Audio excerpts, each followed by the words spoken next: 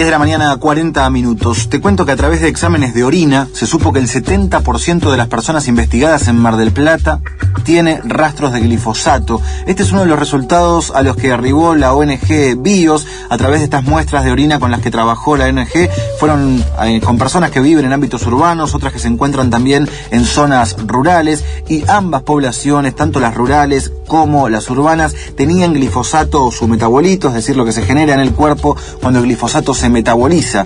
Como antecedente, la ONG BIOS utilizó un estudio realizado por el Centro de Investigaciones del Medio Ambiente de la Universidad de La Plata, en el que ya se había demostrado que los agrotóxicos también evaporan y caen luego con las lluvias. Estamos en comunicación con Silvana Buján, integrante de la Fundación BIOS. Silvana, buenos días. Diego te saluda. ¿Qué tal? Muy buen día. ¿Cómo están? Bien, Silvana, bastante preocupados en realidad con esta información de los rastros de glifosato en el 70% de las personas investigadas a través de su estudio. Sí, en realidad el susto viene de antes porque venimos haciendo desde hace casi 15 años determinaciones. Primero en alimentos, que era una de las cosas que nos negaban, que en los vegetales no venían estas sustancias, estos fitosanitarios, estos biocidas, estos agrotóxicos. Primeramente determinamos con cadena de custodia, con un escribano que nos acompañó a hacer las compras de los vegetales, etcétera, que efectivamente venían con una sobrecarga de residualidad de estas sustancias. La respuesta que nos dieron es que no nos preocupemos, que el cuerpo las eliminaba y que no iba a haber problemas porque estamos como acostumbrados a través, que el cuerpo nos atraviese con ese tipo de sustancias. ¿Quién respondía a eso, perdón, Silvana? Las autoridades locales, públicamente, a través de medios, a través de declaraciones, cuando nosotros salíamos a decir esto no es lo correcto. Los mismos ingenieros agrónomos, que supuestamente deben saber mucho de salud y de medicina, ¿no?, para responder estas cosas. Entonces lo que hicimos fue hacer los análisis de sangre, fue la campaña Mala Sangre, anterior a esta, y ahí, bueno, explotó la situación de que en realidad portábamos un menú bastante interesante de todas estas cosas, especialmente aquellas familias de agrotóxicos de origen clorado, los organoclorados, que son acumulativos en el organismo, por lo cual no solamente con lo que ingerimos ahora estamos incorporando estas cosas, sino lo que viene históricamente a lo largo de nuestra vida, que no se nos va, que se te queda en el tejido graso. Y la respuesta cuando pusimos el menú de los hallazgos a disposición también fue que tanto lío con el glifosato, y el glifosato no lo encontramos. Y no lo encontramos porque el glifosato no se determina en sangre, la vía metabólica del glifosato es otra, va a parar a las vías urinarias. Y ahí fue cuando, después de un año de tratar de encontrar dónde poder hacer estos estudios, ver si había habido antecedentes en el mundo en donde se haya buscado, y ahí encontramos a Amigos de la Tierra en Europa que hicieron determinaciones, y en la población europea se encontró casi la mitad de las muestras, un 43% de las muestras les daba positivo, y pensamos nosotros, y en Europa, que prácticamente no hay soja y prácticamente no se usa el glifosato como aquí, tiene casi la mitad de la población, ¿qué podemos esperar entre nosotros? Y ahí fue cuando hicimos un muestreo de una veintena de personas, mitad que pertenecemos a población urbana, que no comemos soja y que estamos lejos de toda la aplicación de estas sustancias, y otra cantidad equivalente a personas que sí viven en el campo, que viven la ruralidad de toda la vida. Y la sorpresa fue que encontramos en todas las muestras, salvo una de las personas analizadas, todos los demás tenemos o glifosato o AMPA. Y como bien decías en la presentación, el AMPA es el metabolito en que se convierte el glifosato cuando entra al cuerpo y empieza a circular. ¿Y qué consecuencias puede tener el glifosato en el cuerpo o el glifosato metabolizado, el AMPA? Mira, en realidad estamos más que preocupados porque hace un poco más de un mes la Organización Mundial de la Salud dijo que podía ser probable carcinógeno, cosa que de pasar a poder tomarte un vasito, como decían hasta en los medios masivos, inclusive el ministro de Agricultura en su momento, de glifosato, a que resulte que ahora puede producir cáncer, hay un paso muy grande. Y fíjate vos lo perverso de la cosa, que pasaron 20 años de utilización a balde del glifosato en Argentina, 400 millones de litros por año a lo largo de 20 años en más de 20 millones de hectáreas en donde vive mucha gente, y ahora las Naciones Unidas se dan cuenta de que puede ser un probable carcinógeno. O sea, fuimos un laboratorio a cielo abierto y tardaron 20 años en hacer el análisis. La pregunta que nos surge también es cómo llega a los cuerpos que no están expuestos directamente a la fumigación con aviones, al denominado mosquito, ¿no?, que es como lo que deja en el aire eso. Uno puede entender, obviamente no respetar, pero sí saber que puede contaminar a las personas que están cerca de las plantaciones. ¿Pero a nosotros está llegando a través de los alimentos en zonas urbanas? Esa fue la gran pregunta que nos hicimos cuando encontramos estos resultados. Y encontramos que hay varias vías. Por un lado, empezamos a rastrear que hay muchas denuncias en mercados internacionales de que la soja argentina para alimento de ganado, para lo que fuere que se puede utilizar en el exterior, venían con residualidad de glifosato. Y si vos mirás en tu alacena el budín, el bombón, el alfajor, toda la comida procesada que tenés de panificación, mirás la fórmula y vas a encontrarte con que trae o lecitina de soja o aceite de soja o proteína de soja o harina de soja directamente, ¿no? Por un lado, la incorporación de alguna forma bastante oculta, porque vos ves el tamaño de la letra con la cual dicen esas cosas en los envases que uno compra.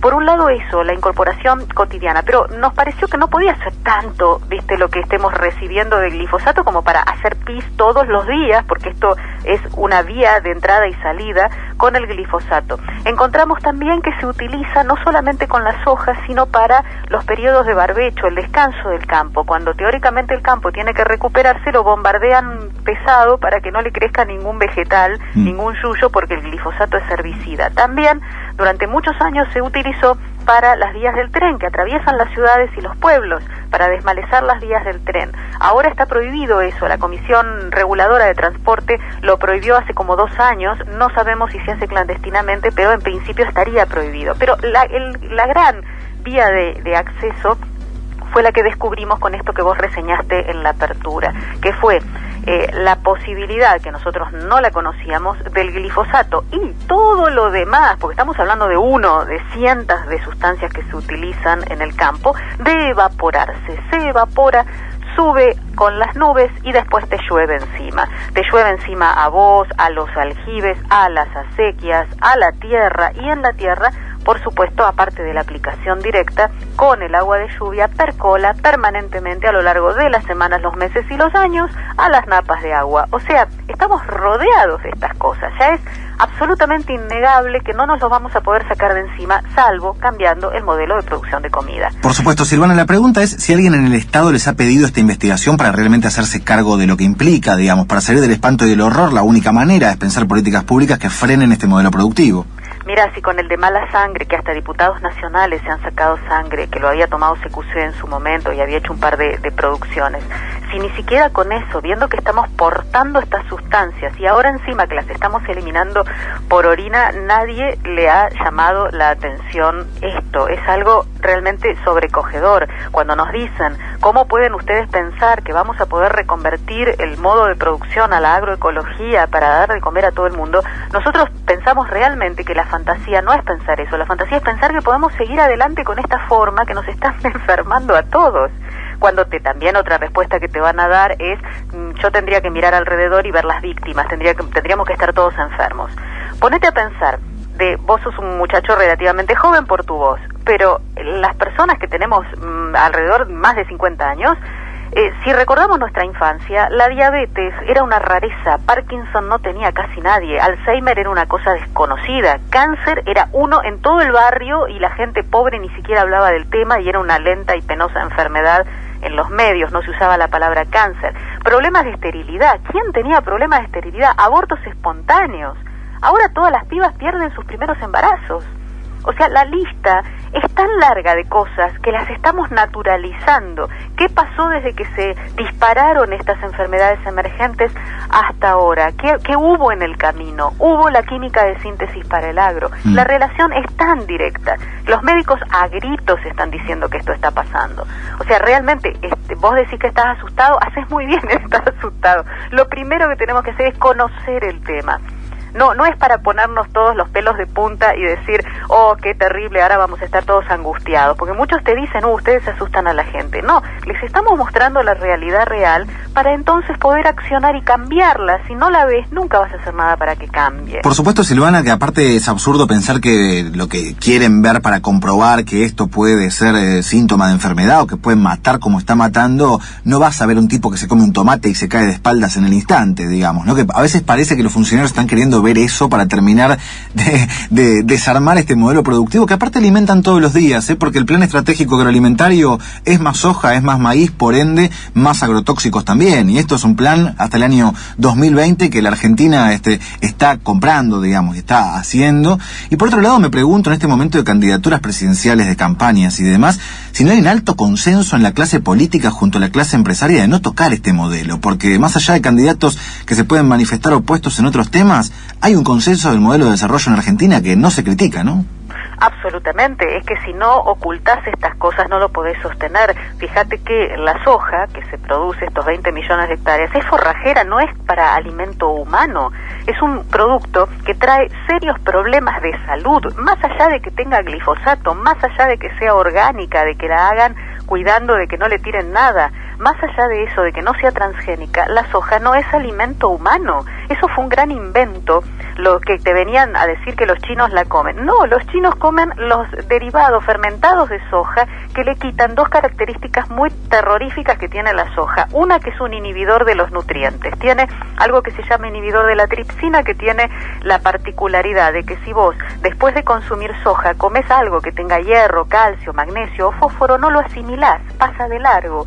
Eso es lo terrible en los comedores infantiles que a desnutridos y a niños les dan de comer. Y otra es la característica similar a las hormonas femeninas, similar a los estrógenos, que son las isoflavonas. Eso no es un secreto para nadie, se da como sustitución hormonal para la menopausia y se las están dando a ritmo horario a los niños en los comedores infantiles.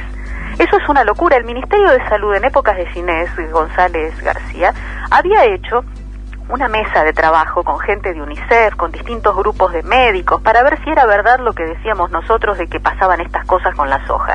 Y determinaron que sí. Hicieron un documento que lo ponemos a disposición de quien lo quiera porque nos hicimos con una copia, y hasta un folleto para los comedores populares, en donde dice claramente con un dibujito de una señora con un cucharón que no le podés dar a menores de 5 años de ninguna manera soja, y a personas desnutridas tampoco, por estos dos motivos.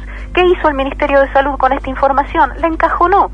Tuvimos en aquel entonces una reunión personal con el Ministerio de Salud para decirle que la haga pública. Bueno, pero ¿qué es no dar soja hoy, Silvana, cuando está metido en toda la cadena de producción argentina donde lo único que hay es soja y algo de maíz? Entonces, como vos decías, en un alfajor hay soja, en la pasta de dientes dicen que hay soja también, es como muy difícil, ya no se trata de dar una milanesa directamente, ¿no? Claro, hay que cambiar absolutamente esta visión que se tiene tan oculta, como bien decís, por muchos medios masivos que tienen sus suplementos verdes auspiciados por los que producen y venden este tipo de transgénicos. Es realmente muy perverso y ahora con esto de separar el tema de los agrotóxicos de la gente y de la persona que no se te va a morir comiéndose un tomate, como decías recién, también es la negación del proceso de acumulación de venenos, porque vos estás consumiendo esto al mediodía, a la noche, con la cena, estás todo el tiempo comiendo verduras con este tipo de residualidad. La contaminación crónica, no la aguda, es la que tratan de tapar el sol con la mano, porque vos estás recibiendo pequeñas dosis mínimas, porque te dicen, vos podés comer dimetoato, no sé cuánto, 0, no sé qué, podés comer cipermetrina, 0, no sé qué, en dosis máximas permitidas, pero estás comiendo cientos de dosis máximas permitidas, de cientos de sustancias, todo el tiempo en una suerte de cóctel que nunca nadie analizó. Silvana, lo último es preguntarte si se produce glifosato en Argentina o se está trayendo de afuera. Ya tengo entendido que sí se produce acá en Argentina, me parece que hace rato se había traído de los chinos durante un tiempo, después de que terminó el monopolio de Monsanto, pero me parece que sí, creo que sí, habría que chequearlo, pero me parece que sí, que ya no es que se importa solamente. El tema es que el glifosato ya no viene solo, o sea, aquel viejo discurso de que el transgénico le tirabas glifosato y no le ponías más nada, es una mentira. Apareció la maleza resistente al glifosato, apareció el hongo de la soja, aparecieron un montón de cosas y de modo que el glifosato es ahora glifosato recontra plus max, no sé qué nombre le ponen, pero además le tenés que hacer un cóctel con un montón de otras cosas para sostener el cultivo. Ese discurso fantástico de que resolvían el problema del hambre en el mundo, no se usaban agrotóxicos y todos íbamos a ser felices, se desmoronó a pedazos. Eso ya creo que no lo puede sostener nadie. Eso no vino para resolver el hambre en el mundo, sino para fomentar las ganancias de un par de corporaciones que manejan este tipo de cosas en el planeta, ¿no? Esperemos, Silvana, transformar el espanto en lucha. Le agradecemos mucho esta conversación y estaremos difundiendo, por supuesto, todas estas cuestiones. Gracias a ustedes, Diego, por tomar este tema. Un abrazo. Silvana Buján, integrante de la Fundación BIOS, que comprobó a través de exámenes de orina que el 70% de las personas investigadas en la ciudad de Mar del Plata tienen rastros de glifosato en el cuerpo.